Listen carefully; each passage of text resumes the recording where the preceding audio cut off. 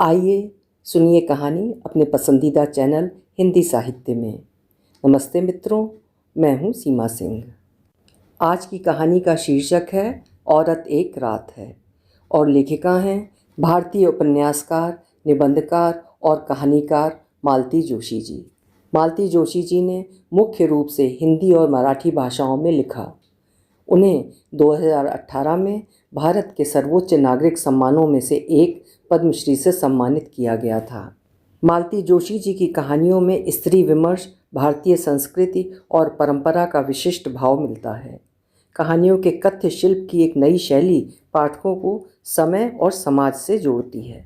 तो शुरू करते हैं उनकी एक प्रसिद्ध कहानी, औरत एक रात है। ये शायद 5वीं या 6वीं बार हुआ है कि रीमा की शादी लगते लगते रह गई थी। हर बार की तरह इस बार भी बहुत आश्चर्य हुआ था। पता नहीं लड़की के भाग्य में क्या है, वरना हम लोग तो हमेशा यही सोचते थे कि इसे तो कोई भी हाथों हाथ दे जाएगा। सुंदर है, स्मार्ट है, फर्स्ट क्लास एमकॉम है, बैंक में नौकरी है। मतलब ये कि आजकल के लड़के जो कुछ चाहते हैं वो सब कुछ उसके पास है। फिर पता नहीं बात कहाँ अटक जाती है। इस बार भैया का जो पत्र आया है बिल्कुल वहाँ सा है। सीमा, मैं तो तंग आ गया हूँ। तुम यकीन नहीं करोगी कि इस चक्कर में कितना रुपया, कितनी छुट्टियाँ बर्बाद कर चुका हूँ, फिर भी बात नहीं बनती। उधर अम्मा सोचती हैं कि मैं हाथ पर हाथ धरे बैठा हूँ। तुम ही बताओ मैं क्या करूँ। इस बार तो पूरी आशा थी, पक्का विश्वास था।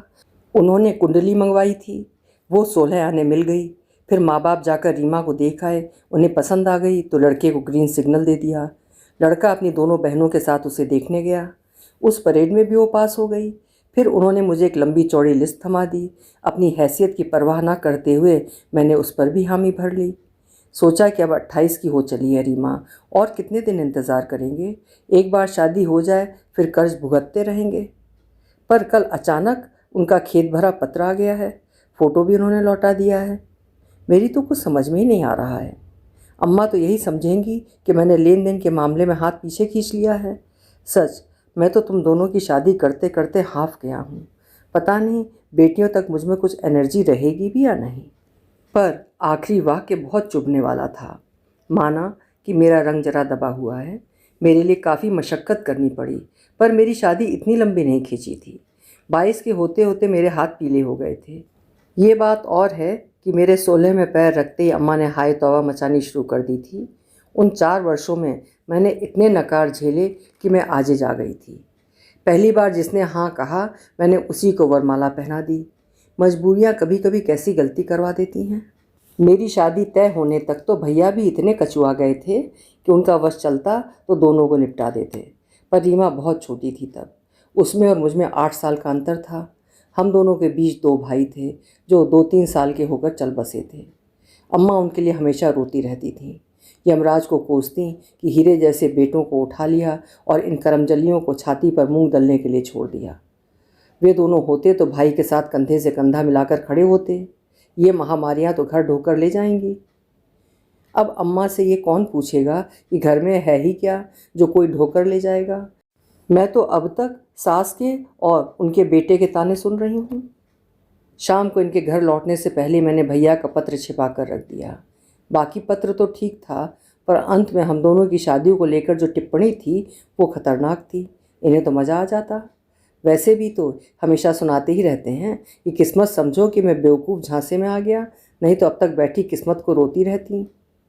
सुनकर कभी कभी इतना ताव आता है, आपकी बाबूगिरी पर, सीकियाँ देह यष्टि पर कोई अप्सरा नहीं रीझी तभी तो आप हमारे लिए राजी हुए थे। कोई एहसान नहीं किया था।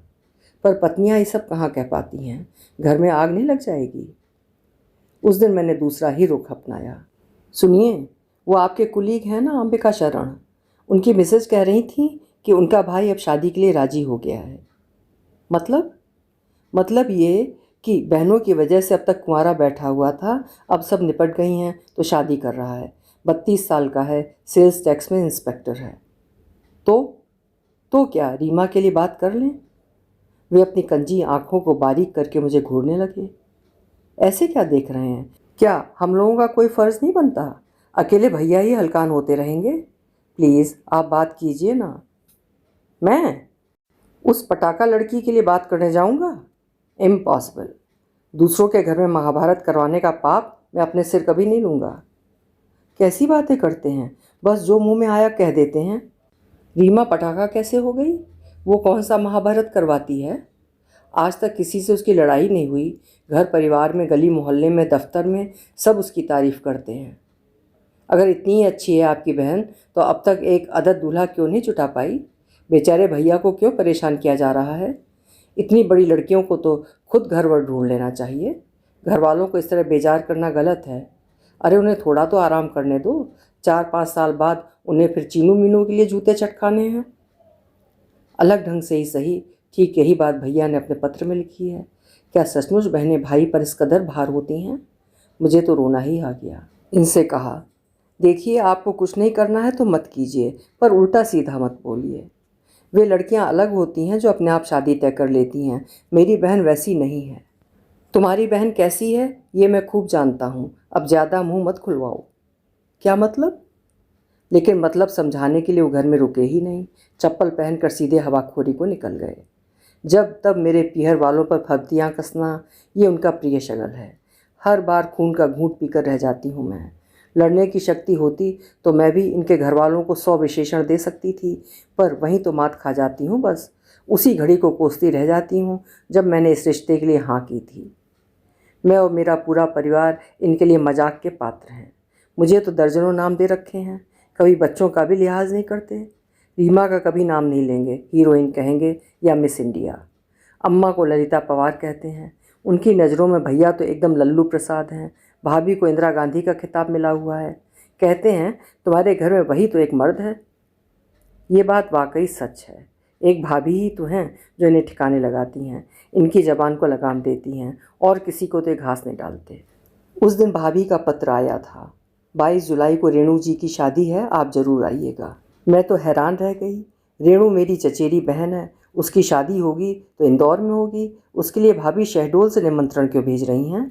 कहीं ऐसा तो नहीं कि शादी शहडोल से हो रही हो? पर पत्र में तो कहीं इसका उल्लेख नहीं है। बड़ा संक्षिप्त सा पत्र है।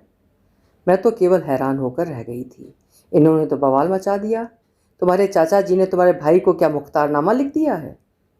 दे भी तो सकते हैं, भैया परिवार के बड़े लड़के हैं। तो वे खुद पत्र लिखते ना, श्रीमती जी को कष्ट क्यों दिया? उन्होंने भी क्या पत्र लिखा है? वाह, पत्र आपके नाम है और लिखा है आप आइए। मतलब और किसी को आने की ज़रूरत नहीं है। अरे कोई बेगैरत ही होगा जो ऐसे निमंत्रण पर जाएगा। अच्छा हुआ जो दूसरे ही दिन चाचा जी का अनुरोध भरा पत्र आ गया। बड़े ही परंपरागत ढंग से लिखा गया था कि अवश्य पधारें। मनुहार की गई थी कि सीमा और बच्चों को भी साथ लाएं। अब तो खुश? वो बस मुस्कुरा दिए। ज़्यादा खुशी का इजहार करते तो उनकी शान में कमी ना आ जाती। अब तो चलेंगे ना? नहीं भाई, छुट्टी कहाँ है? 3-4 सीएल बची हैं, अभी पूरा साल निकालना है। तुम अकेली हो आओ, बच्चों को भी रहने दो, रीमा की शादी में देखेंगे। मैंने यूं ही बुरा सा मुँह बना लिया, पर मन में राहत की सांस ली। ये साथ होते हैं तो पीहर का आनंद ही नहीं आता। पूरे वक्त इनकी हाजिरी में रहना पड़ता है। जरा सी भी ऊंच नीच हुई नहीं कि तमाशा खड़ा कर देते हैं। शादी वाले घर में वैसे ही सब लोग इतने व्यस्त रहते हैं, कोई कहाँ तक ख्याल रखेगा। कितनी बार समझाया है कि अब शादी को 15 साल हो चले हैं, आप कब तक दामाद बने रहेंगे? पर उनका कहना है कि कल को चाहे मेरे दामाद आ जाएं, पर इस घर का तो मैं दामाद ही रहूँगा और उसी ठसक से रहूँगा। एक बात और थी, मैं इस बार एकदम मुक्त रहना चाहती थी ताकि इत्मीनान से भाभी से बात कर सकूं। उनके पत्र का रहस्य अब कुछ कुछ मेरी समझ में आ रहा था। वो ज़रूर मुझसे कुछ कहना चाहती थी, नहीं तो आज तक उन्होंने मुझे कभी पत्र नहीं लिखा। ये पहला पत्र था। सच कहा जाए तो उनके साथ कभी अपनापा महसूस ही नहीं किया। वो बहुत अच्छी हैं, पहली भाभी के बच्चों को भी अच्छे से पाल रही हैं, सब ठीक है, फिर भी उनसे एक दूरी बनी हुई है। वो थोड़ी गंभीर, थोड़ी सिद्धांतवादी और बहुत ही अनुशासन प्रिय हैं, इसलिए उनसे सहज संवाद स्थापित नहीं हो पाता। उनकी तुलना में कविता भाभी तो एकदम गऊ थीं। शादी में भैया भाभी बच्चे सभी आए थे। छोटे अक्षत को मैं मुंडन के बाद पहली बार देख रही थी, और चीनू मीनू तो इतनी बड़ी हो गई थी कि पहचानी नहीं जा रही थी। चीनू तो एकदम अपनी माँ की प्रतिमूर्ति लग रही थी। सच में 4-5 साल बाद तो भैया को इनके लिए भी हाथ पैर मारने होंगे। तब तक भी रीमा कुंवारी बैठी रही तो। अम्मा ने जैसे मेरे मन की बात पकड़ ली। वैसे भी रेणु की शादी में उनका उदास होना लाजमी था। वो रीमा से 4-5 साल छोटी थी। चीनू मीनू को देखकर अम्मा बोली, 2-4 साल बाद ये दोनों भी अपने अपने घर की हो जाएंगी, पर यह करमजली लगता है यहीं बैठी रहेगी। करमजली हूँ तभी तो सबको जला रही हूँ, रीमा ने तड़प कर कहा। 1000 बार कहा होगा कि अब ये नाटक बंद करो, मुझे भी सुख से जीने दो, भैया भाभी को भी चैन की सांस लेने दो, पर मेरी कोई सुने तब ना। बस अम्मा को तो बहाना चाहिए था, उनका एकालाप शुरू हो गया। मन इतना खराब हो गया कि बस। लोग सफ़र से थके हारे आए हैं, इसका भी ख्याल नहीं है, बस अपना रोना लेकर बैठ जाएंगी। मैं चुपचाप छत पर चली आई और बरसात के धुले धुले आकाश को देखती रही। पीहर आने का सारा उत्साह ही हवा हो गया। अच्छा ही हुआ जो ये साथ नहीं आए, उन्हें बात करने के लिए मसाला मिल जाता। पीछे आहट हुई तो चौंक कर देखा, भाभी थी। अरे मैं तो समझी रीमा है, वो तो बैंक चली गई। अरे मुझसे तो बोली थी कि छुट्टी लेगी। क्या पता, बोली शादी तो कल है, आज की छुट्टी क्यों जाया करूं। हाँ सोचा होगा, अम्मा की झकझक सुनने से तो अच्छा है बॉस की बातें सुनना। भाभी फीकी हंसी हंसती। इसीलिए तो मैं यहाँ आने से कतराती हूँ, आते रोना शुरू हो जाता है। वो हर बार ये जता देती हैं कि हम बहन की कमाई से ऐश कर रहे हैं और उसकी शादी में जानबूझकर देर कर रहे हैं, जबकि भगवान ही जानता है कि हम कैसी जी तोड़ कोशिश कर रहे हैं। और आप मुझसे मेरे बच्चे की कसम ले लीजिए, जो हमने रीमा की कमाई को हाथ भी लगाया हो। आप भी भाभी अम्मा की बातों को इतनी गंभीरता से लेने लगेंगी तो हो चुका। हमें तो बचपन से आदत पड़ी हुई है, वो बोलती रहती हैं और हम इधर उधर हो जाते हैं। सच कहूँ, मुझे उन पर गुस्सा कम और दया ज़्यादा आती है। बेचारी रीमा की चिंता में घुली जा रही हैं, पता नहीं क्या हो जाता है, हर जगह बात बनते बनते बिगड़ जाती है। मुझे पता है। क्या? मैं एकदम चौंक पड़ी, विस्फारित नेत्रों से उन्हें देखने लगी। हाँ मुझे पता है, पर पहले आप ये बताइए कि यह कपिल कौन है। कपिल? हाँ, ये वही व्यक्ति है जो रीमा की शादी रोक देता है। ये आप क्या कह रही भाभी?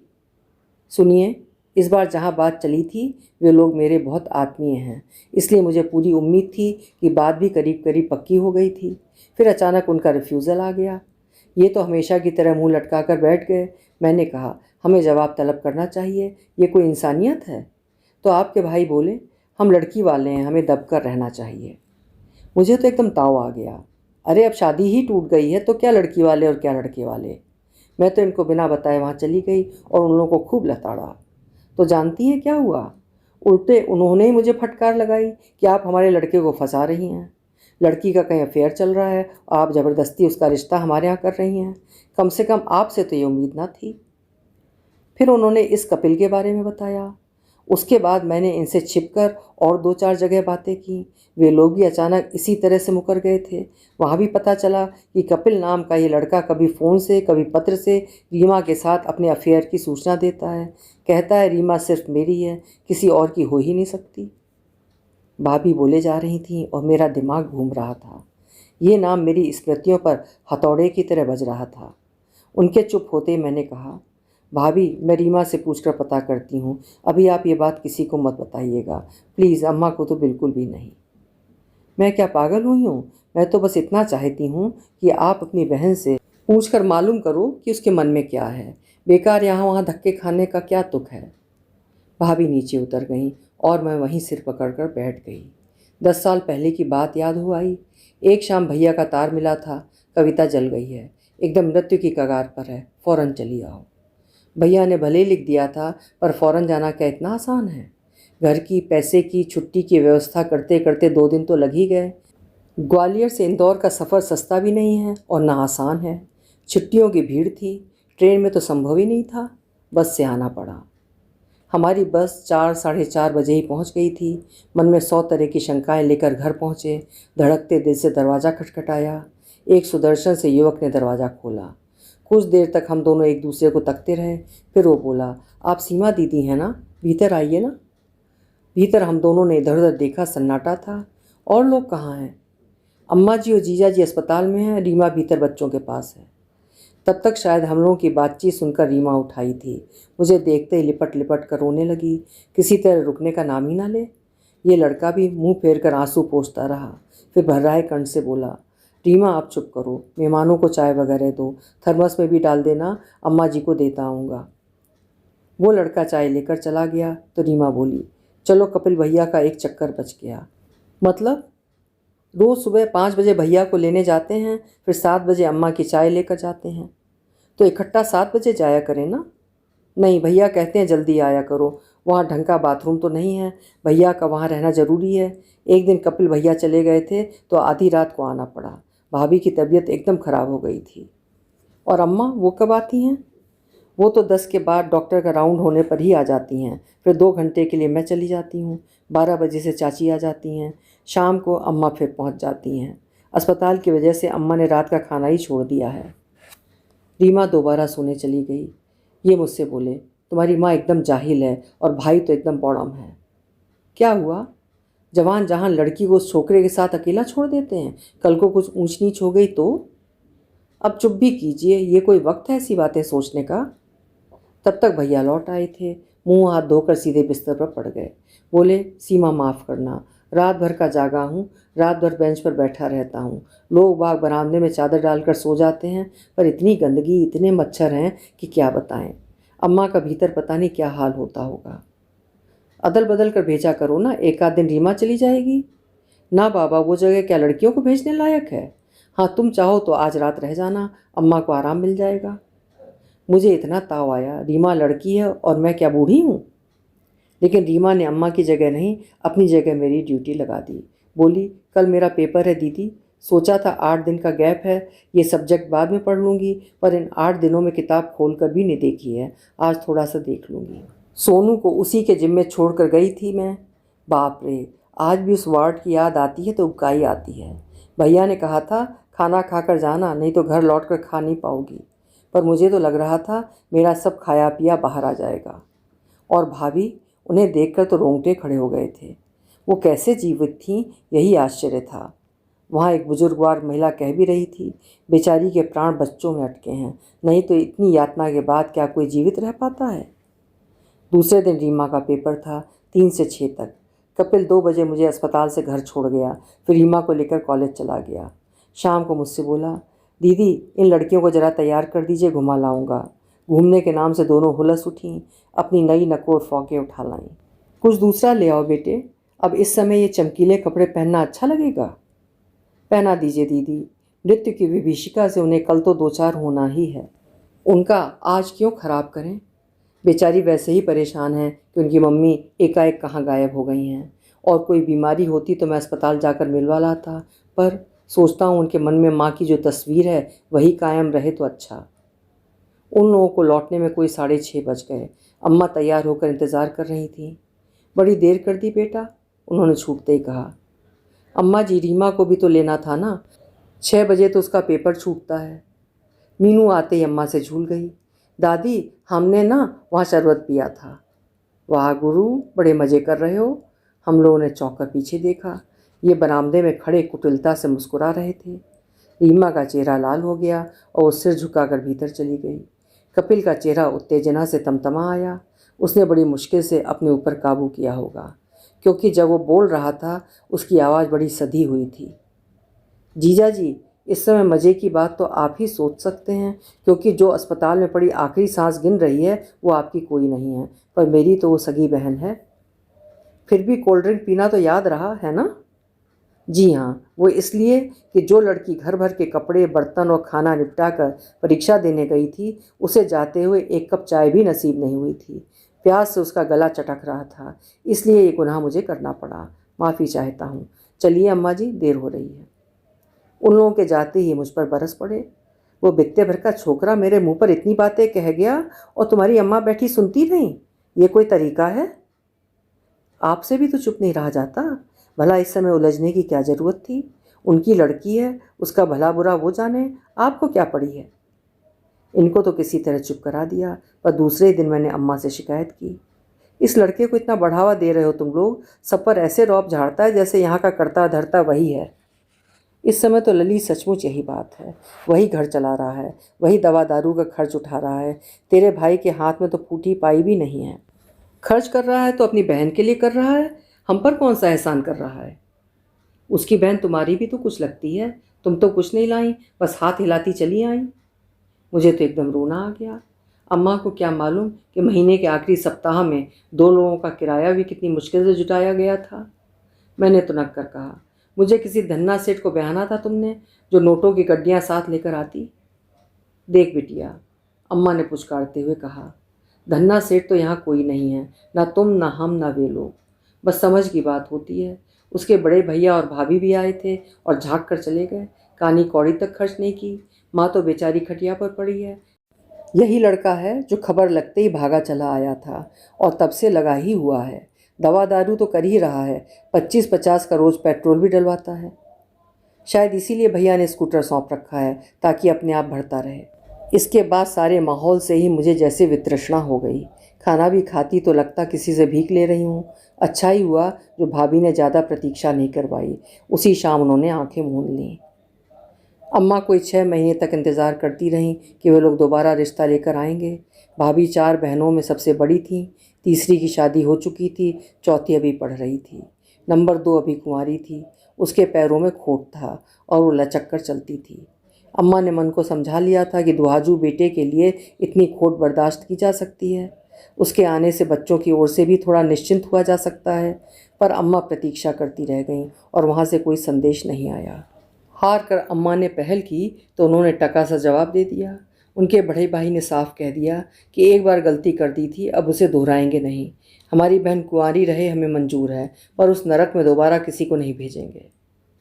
अम्मा अपना सा मुँह लेकर लौट आईं और जी जान से बहू की खोज में जुट गईं। 2-2.5 साल के अथक प्रयासों के बाद उन्हें यश मिला। इस बार उनकी जिद थी कि नौकरी वाली बहू लाएंगी। वे घर का दलिद्र दूर करना चाहती थीं, पर यह भूल गईं कि नौकरी वाली लड़की गूंगी गुड़िया नहीं होती, वो अपने निर्णय खुद लेती है। नई वाली भाभी ने आते ही ऐलान कर दिया था कि ये बच्चे अगर मुझे पालने हैं तो मैं अपने ढंग से पालूंगी, किसी और का दखल मुझे मंजूर ना होगा। वो सिर्फ ये कहकर ही नहीं रुकीं, बच्चों को अपने साथ शहडोल ले गईं। हम लोग उनके इंदौर स्थानांतरण की बाट जोह रहे थे, उन्होंने पता नहीं किस तरकीब से भैया को भी वहाँ बुला लिया। अम्मा खून का घूंट पीकर रह गईं।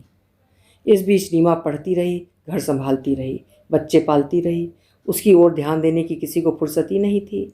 जब औरों को उसकी उपस्थिति का भान हुआ, उस समय तक वो M.Com कर चुकी थी और 24 साल की हो रही थी। इस आपाधापी में कपिल का अध्याय तो बिसर ही गया था। मतलब अध्याय जैसी कोई बात थी ही नहीं, अगर होगी भी तो किसी ने उसे तूल नहीं दिया। अम्मा का पूरा ध्यान उस घर की कन्याओं पर था। जब वहाँ से निराशा हाथ लगी तो उन्होंने उस घर से संबंध ही तोड़ लिए। रेणु की विदाई के बाद भैया लोग भी लौट गए।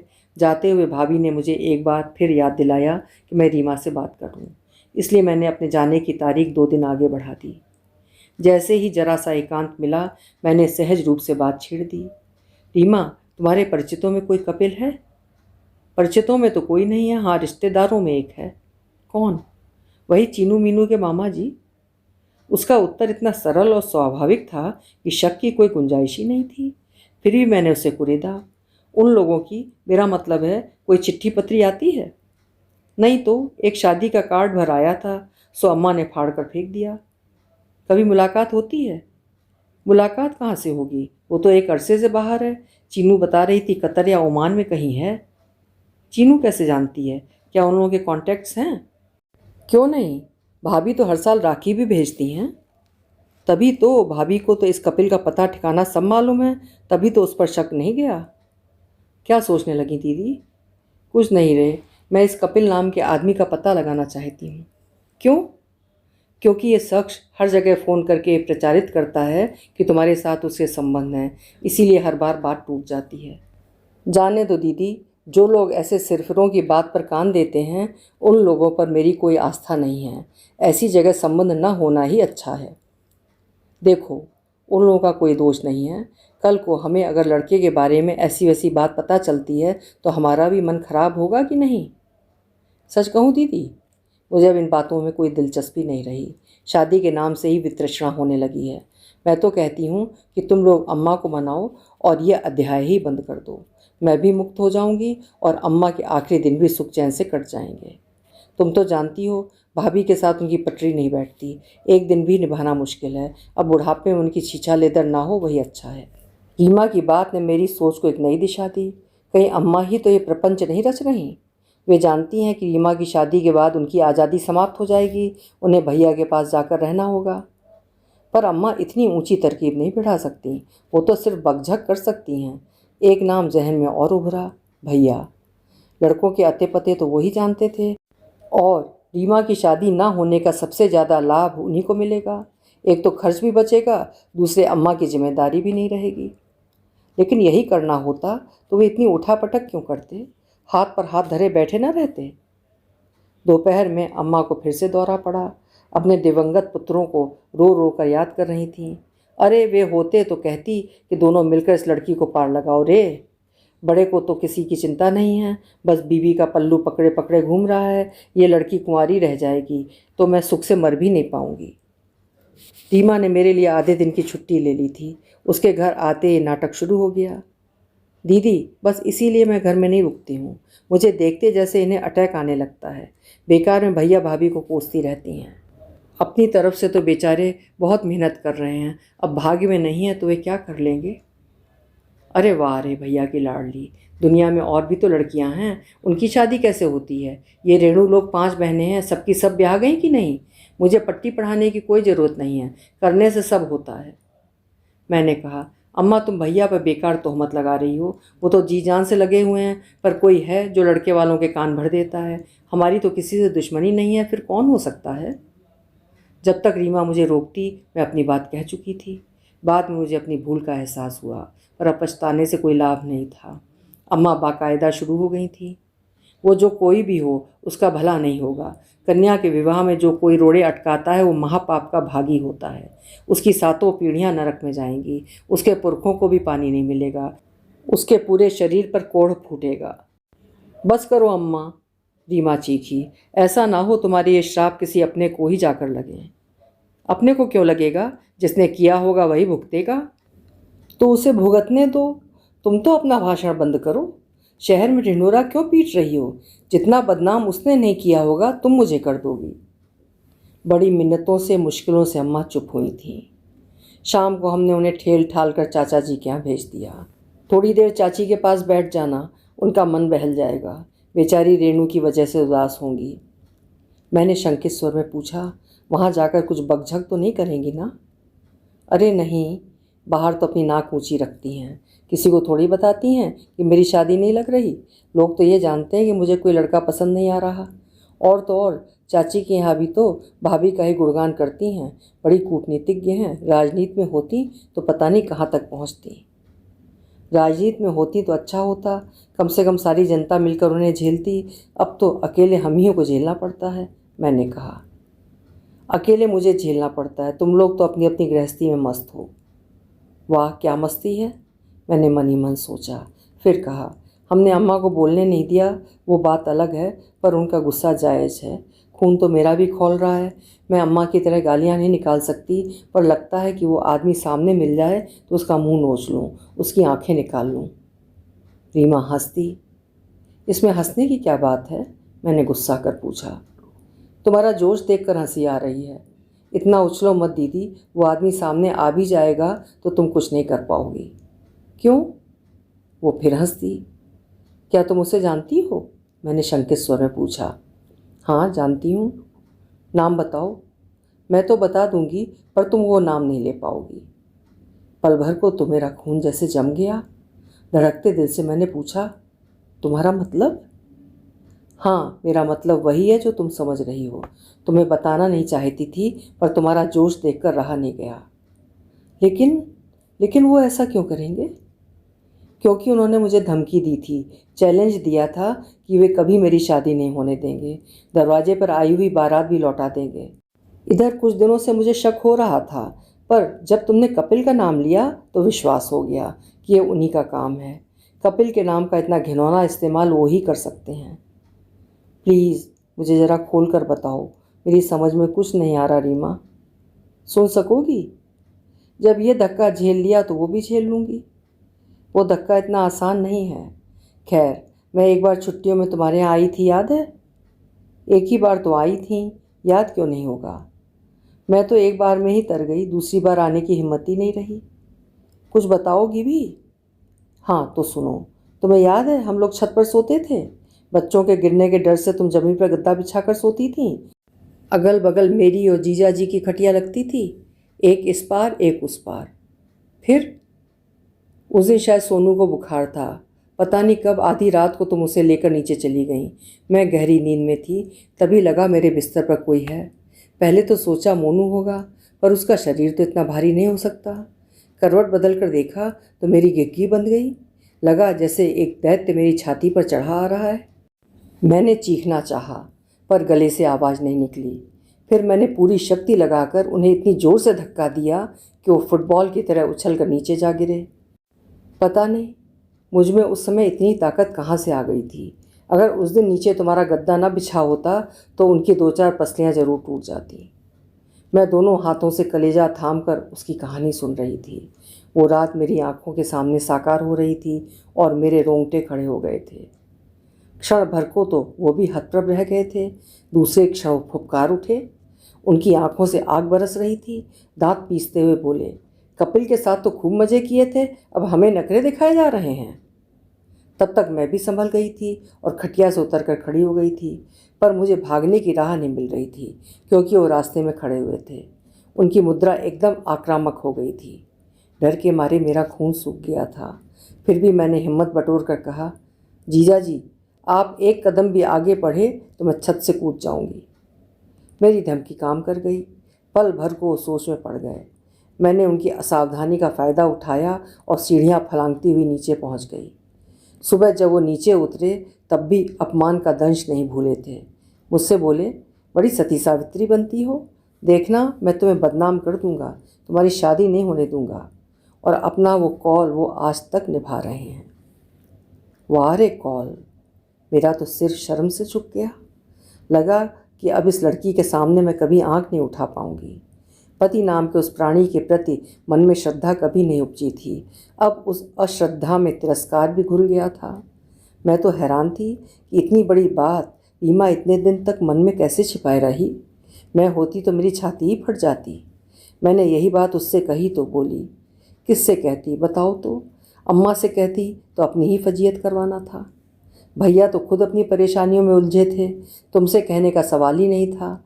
मैं तो आज भी ना कहती, पर जब देखा कि यह आदमी खुद ओट में रहकर एक शरीफ आदमी के नाम पर कीचड़ उछाल रहा है तो मुझे ताव आ गया। लेकिन मुझे ऐसा नहीं करना चाहिए था ना दीदी, व्यर्थ ही तुम्हारे जीवन में जहर घोल दिया। तुम क्या सोचती हो मेरे यहाँ अमृत बरसता है? मैं तो रोज़ जहर के घूंट पीती हूँ, एक बूंद और सही। पर मेरी समझ में ये नहीं आता कि उन्हें कपिल से इतनी चिढ़ क्यों है, बार बार क्यों उसका नाम लेते हैं। शायद इसलिए कि कपिल से मैं हंस बोल लेती थी, जबकि उनसे हमेशा कतरा कर चलती थी। पर सच कहूँ दीदी, कपिल से कभी डर नहीं लगा। उसने कभी मेरे विश्वास की हत्या नहीं की। पहले तो कभी एक आध दिन के लिए आया होगा, पर भाभी के अंतिम दिनों में वो पूरे 10 दिन हमारे साथ रहा। वो मुझे पढ़ाता था, मेरे साथ छोटे मोटे काम करवा लेता था, स्कूटर पर लाता ले जाता था, पर उसने कभी कोई गलत हरकत नहीं की। और जीजा जी की उपस्थिति में मैं हमेशा सहमी सहमी सी रही। लगता था जैसे ये शख्स मौके की तलाश में है, दांव लगते दबोच लेगा। तुम्हारी शादी के वक्त तो मैं इतनी बड़ी भी नहीं थी, फिर भी मुझे उनकी आंखों से डर लगता था। लगता जैसे मुझे खा ही जाएंगे। भैया ने भी इन चीज़ों को मार्क किया था। कविता भाभी को तो उनके सामने पढ़ने ही नहीं देते थे। मुझे भी अम्मा चाय या साबुन आदि लेकर उनके पास भेजती तो झल्ला जाते। लड़की को चैन से पढ़ने क्यों नहीं देती? मुझसे कहो ना, क्या काम है बताओ। एक आध बार उन्होंने मुझसे भी कहा, टिम्मी, इस शख्स से ज़रा दूरी रहा करो। अम्मा को तो कुछ अकल है नहीं, इसलिए तुमसे कह रहा हूँ। वो जो एक मुहावरा है ना, धरती फट जाए और मैं उसमें समा जाऊँ, शायद ऐसे ही मौक़ों के लिए बना होगा। मुझे लगा कि इतनी शर्म और इतनी ग्लानि लेकर मैं कहाँ मुँह छिपाऊंगी। पति के लिए ऐसे फिक्रे सुनने से तो अच्छा ही था। दीदी प्लीज़। रीमा मुझे झकझोर रही थी। क्षण भर को शायद मैं एकदम पत्थर बन गई थी, क्योंकि वो बार बार पूछ रही थी, दीदी तुम ठीक तो हो ना?